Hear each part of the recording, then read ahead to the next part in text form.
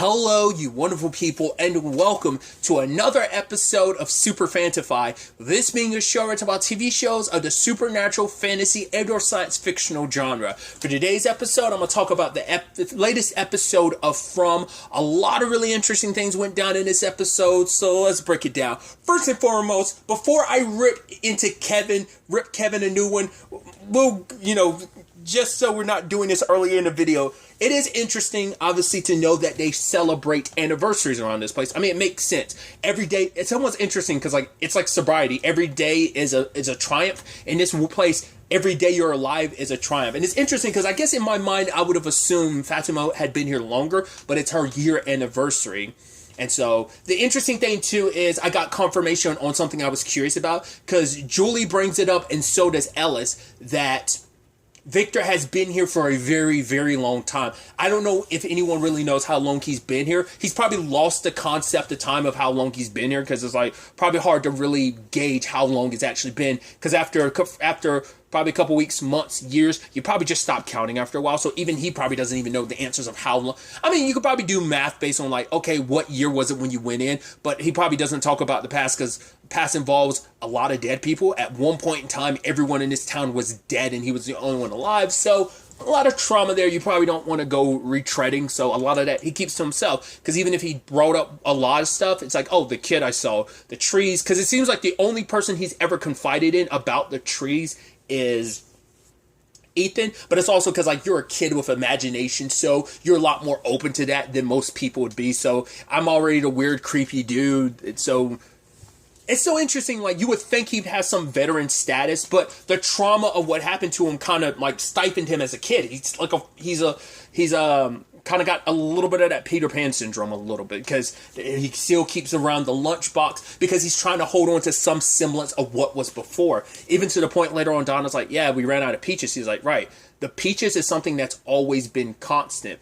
And the fact is that it's changing means it's confirming what he said. The trees are moving. This place is changing. Things aren't working the way they used to. Things are different now. So the fact is that the voices are reaching out to Sarah. Jade is seeing what he's starting to see. There's something going on. Ethan getting that kid reaching out to Ethan because it seems like that kid hasn't reached out to anyone other than Ethan and Victor. And it almost feels and the way Victor acts is he hasn't seen that kid since he was a kid. So it's why have I potentially not seen you in the past couple decades?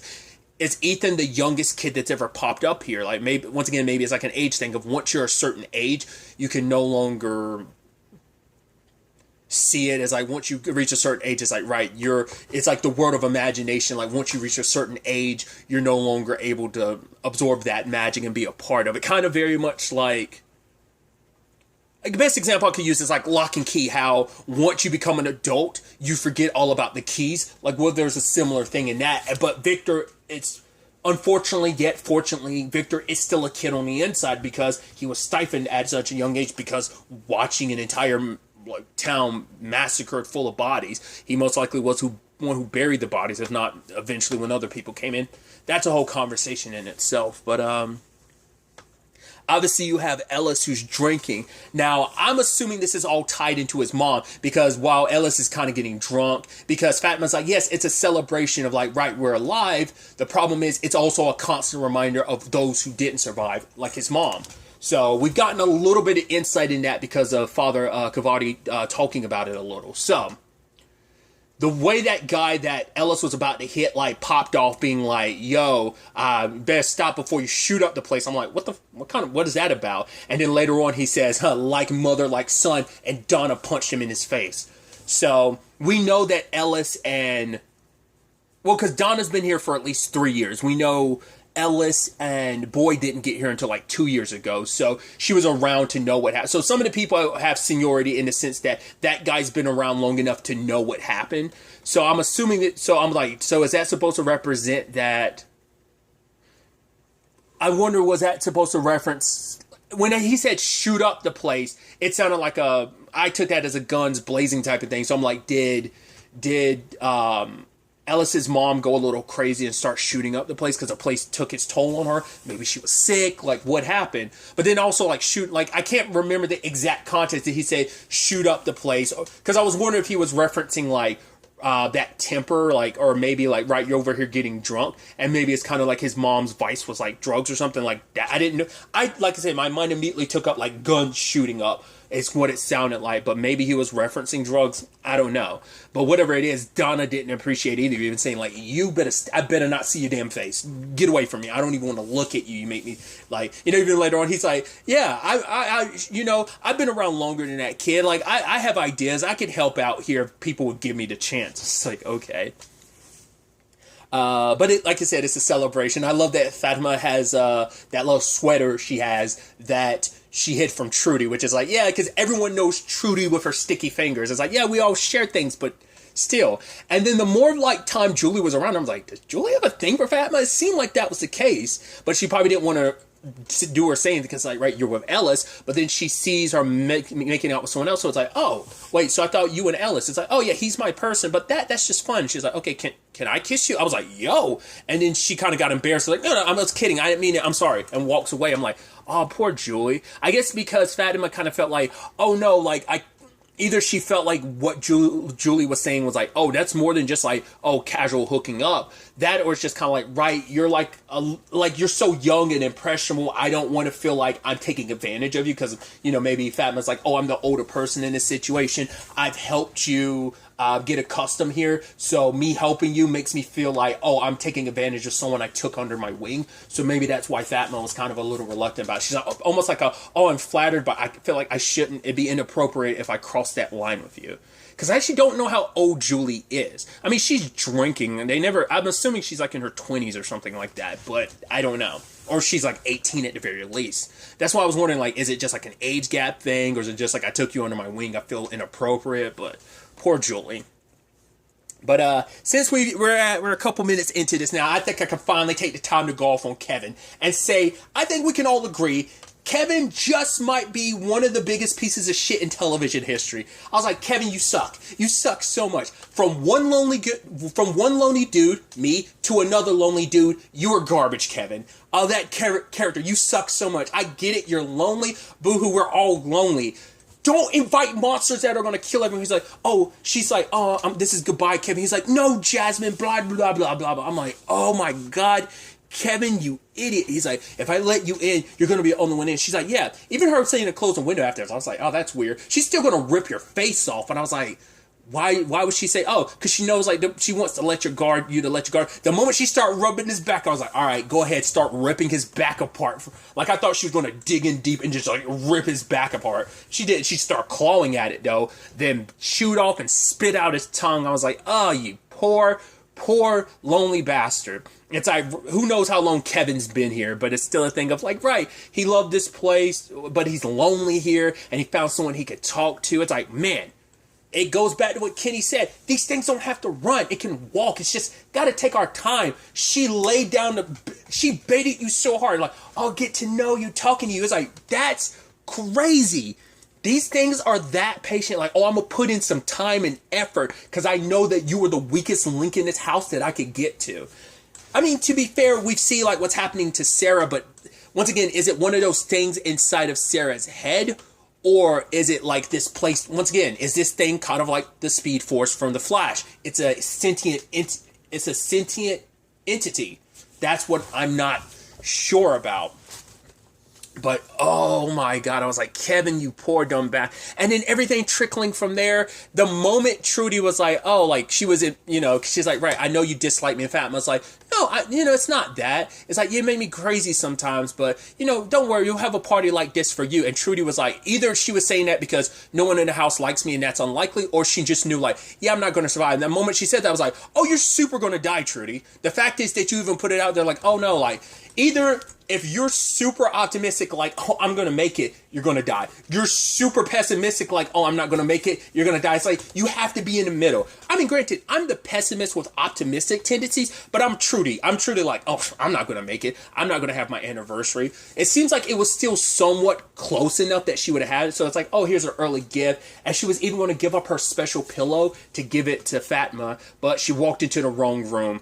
And what was interesting is like, oh, hi, Trudy. It's like, how do you know my name? It's like, oh, we know all your names. So maybe the moment these people pop in here, because it's like, are these creatures connected to this world? This this entity, because even the guy that Donna punched out that Ellis was having issues with, he was saying like, right, he was making it seem like this was a pocket dimension, which obviously were some of the theories I was having, because obviously there's the conversations about different dimensions and stuff, but he was basically saying that this was a pocket universe. Ellis was like, nobody cares, shut up, because everyone's trying to make sense of this world in his own way. Obviously Ellis, having gone through what he's gone through, lost his mom and everything, I'm sure that's going to make you go, shut up to anyone trying to rationalize this, be like, oh, it's a pocket, like, I don't want to hear your shit, I'm drunk, I'm trying to deal with stuff. It was the wrong day. And it was the day that it's supposed to be a celebration, ends up becoming the most gruesome thing ever.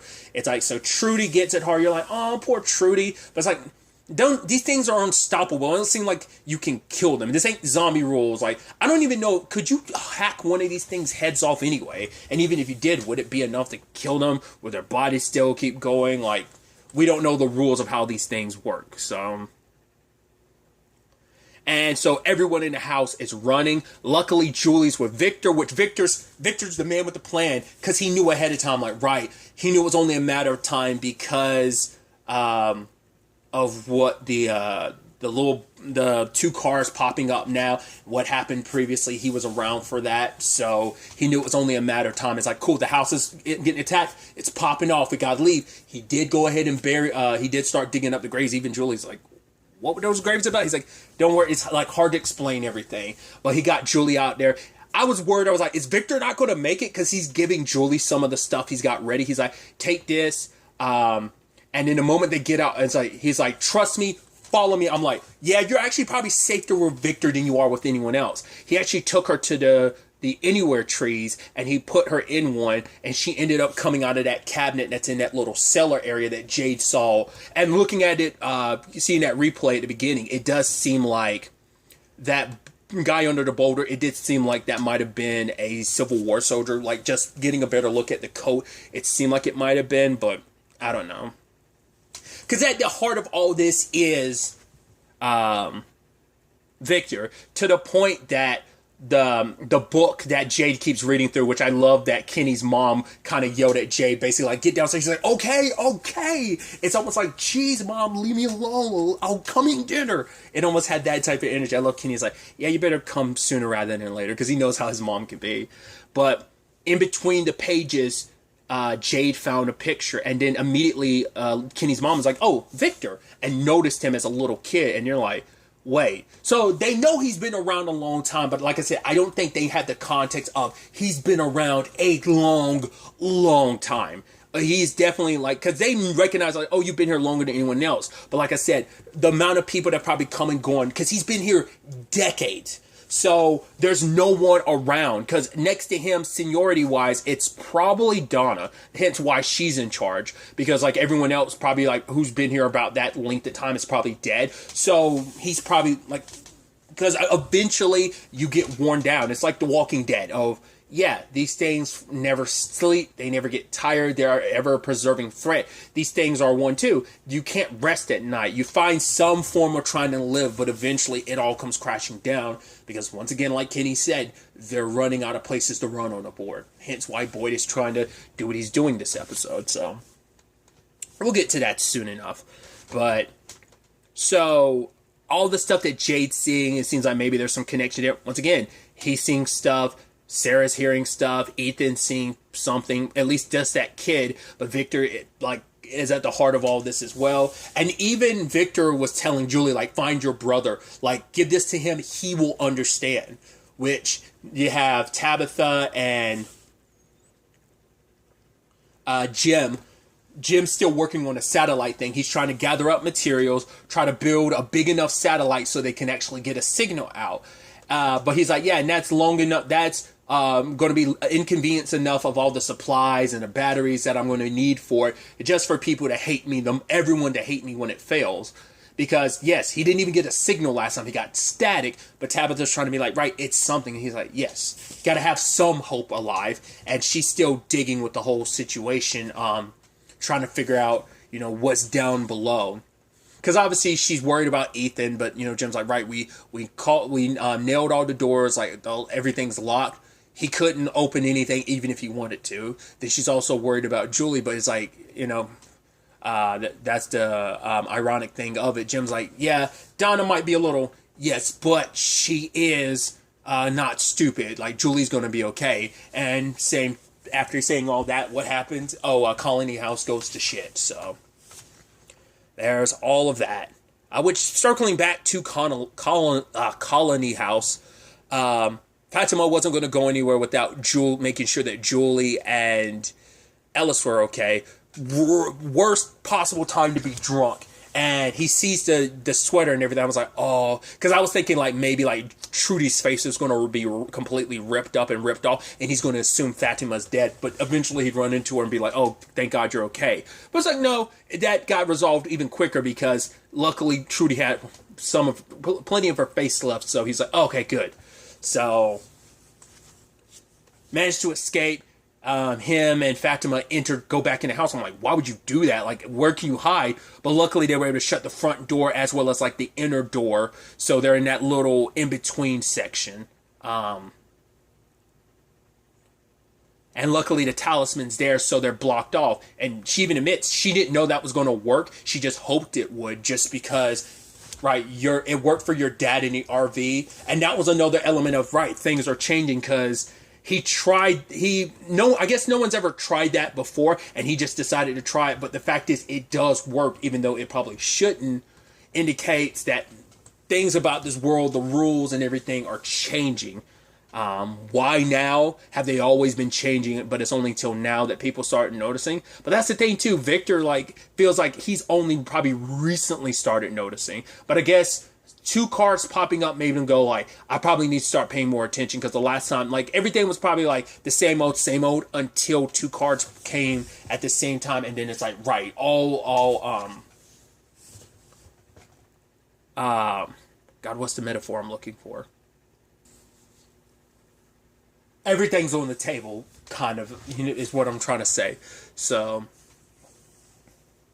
this episode also circling back a little bit to Jim and Tabitha, seems like they're in the process of kind of potentially repairing things between them, getting a little close as he's rubbing her shoulder, the touching, the kissing. Is like, yo.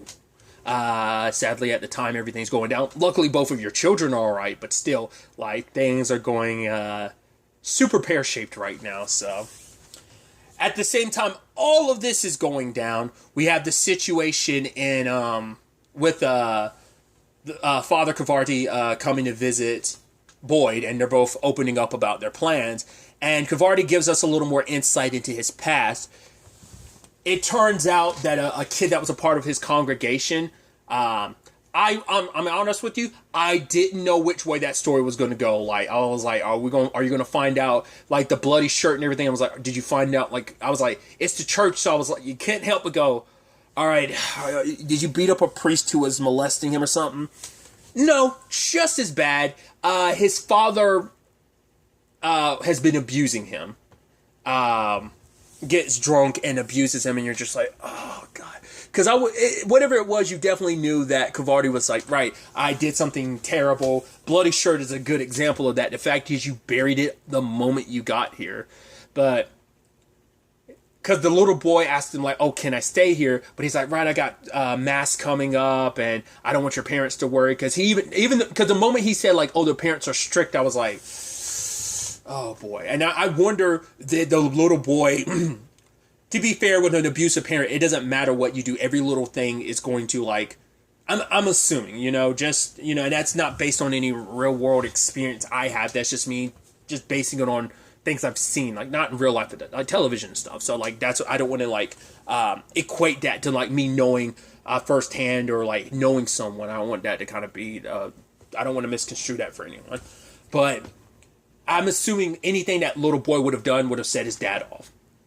Something was messed up with his dad that he needed to drink, and he took all his issues out with his son. So him being extra strict, part of me wondered, like, right, did the little boy say something like, oh, you shouldn't have that candy bar, give me that candy bar, and maybe he didn't want to give it to him, and whatever the case may be. What Father Cavarti said was, like, basically the kid's neck was bulging, and I was like, did he snap that kid's neck? Or was it just that the kid got super hurt? I interpreted that immediately as like, oh, did he kill that kid? But he was just like, get up, get up. So I guess like the kid's neck got hurt, but it sounded like a maybe you might have broken his neck thing. But Kavardi got on top of the kid guy and started beating the ever living crap out of him. He's like, even to the point where my hands, the bones in my hands started breaking, I didn't stop. He's like, I didn't, like, for the first time, like, you know, if I just listen, because what is my job? My job is to listen to those who are defenseless, who have no one else to turn to. That little boy turned to me and I didn't listen. I was so caught up in everything else, I didn't listen to that boy. And for him, that's his greatest sin. That's why he's listening to Sarah now. Having gotten her story from Ethan, if he hadn't gotten it from Ethan, he probably would have just left Sarah be. But he took her. Probably like the moment after she killed Ethan, he probably like tied her up or probably hid her somewhere. And was like, right, I'm gonna hide you and protect you. Who knows how much time he had, because he could have easily taken her to the church in that time frame, and ended up either saying like, hey, hide here, I'll protect you, it's okay. Ethan explained I keep saying Ethan, it's Nathan. I'm sorry. Nathan explained everything. Ethan's the little kid. Nathan explained everything, so I'm going to look after you. I'm going to make sure you're okay. Or, once again, maybe he tied her up and gagged her in that moment and just whatever, right? So, he didn't listen before. He wanted to listen now because he was on a bridge drinking. He was going to jump until a voice, which he believes was God. For the first time, he's like, I listened, and God told me to get back in that car and drive. 2 hours later, I was here. And that's why he's so adamant about like the book 74 stuff from last episode, is that he believes this is his calling, which I brought it up last episode. I was like, man, him getting all like this makes me kind of nervous, makes me feel a certain way. This episode said like, oh, you don't have to worry about that, Michael. He's dead. I was like, wow. Because the way they were, once again, I've been so, it's because of Haven. Haven is this example I keep using. The Reverend in Haven has got me all twisted when it comes to holy men who are like, oh, I feel like when you're in a supernatural situation or science fictional situation, that the Reverend or whatever is going to like take everyone down a darker road. I assumed the worst with Isaiah in the 4400 reboot, and I assumed the worst in Kavari. He never even had an opportunity. Hell, I even love Boyd's like, you're a madman. He's like, yeah, but the Bible's full of them, so he's not that wild as like, because I was worried like, oh, he's gonna be on some fuck shit. He's gonna do some wild stuff that it's not gonna sit well with me. I'm like, oh, he's gonna get people killed, people hurt. But his suggestion is right. Sarah has some kind of connection to this, and it's like, dude, you are protecting a woman who got people killed. She got an old man killed. She got plus everyone in that hospital. Plus, you add in the fact is she accidentally killed her own brother, and she was trying to kill a little kid. Like, how can you justify that? It's like, right, the things that are talking to her, she has some special connection to this place, and he's like, so you believe this thing is going to help us? It's like that. I don't know. But he's saying, you, me, we go out there with Sarah and we use that connection to try and figure out, like, right, we go out there with you to try and see what's out there in the woods. They don't venture too deep in the woods because nighttime comes around, those things, that's where they come from. So you don't want, I mean, if any, obviously daytime would be the best time to do it, but eventually, like, those woods deep enough, you will be stuck in there at nighttime. Hence why the talisman's working in an RV and in such a small space in between where Fatima and Ellis are, that it makes it okay, you know? So it's like, right, we can potentially use that and bunker down in case nighttime comes. But that all means nothing. Like I said, Kavardi died, and I was expecting, like, oh, he's going to be around. To be fair, Epix-wise, there was a spoiler, I won't reference it. There's another show where there was a Reverend character where I was like, oh, I guess he's going to be... Nope. Oh, there's like a episode or two left and you die in like the second to last... Oh, okay. Yeah. No. He dies in the second to last episode. And I was like, huh. I wasn't expecting that. You poor bastard. I was like, that sucks. And same thing for Kavardi. He was like, no, my role, yeah, that's the sad thing. He believed that this was his mission. So it's like, no, I can't die here. That's always the interesting things when, like, storytelling wise, when you kill off a character where you make it seem like, oh, they have a higher purpose. Is like, yeah, your higher purpose was to bring this information to Boyd, because Boyd's the only one that knows about Sarah now, so it's going to be up to him to decide what to do about that. But it's like, yeah, you thought this was your holy mission, and it's like, right, maybe your only reason was to be here to give that message to Boyd. But it's like, it's still heartbreaking. It's like, no, he's like, no, I can't die here. No, this isn't how this is supposed to go. Like, to me, that's the most craziest twist you can do to a story, is because someone thinks they have this higher purpose, this role to play, and then it's like, nah, dude, it's done. You thought you had a greater purpose. Your role was just to play secondary to someone else's greater role. You were always supposed to be a means to an end to someone else's story, which is kind of sucky all on its own, but just Cavardi just being like, pray with me, and Boyd praying with him, and just him dying in Boyd's arm, you're like, oh, God. And, even Donna kind of leaning her head against Boyd, because I think it's like, right, you helped us out, and that's how he got hurt in the process. But also, it's like, I think Father Cavardi did a lot for the people in the town, too. He brought them something that I think him dying kind of kills a little bit of that for the rest of the town, too, so...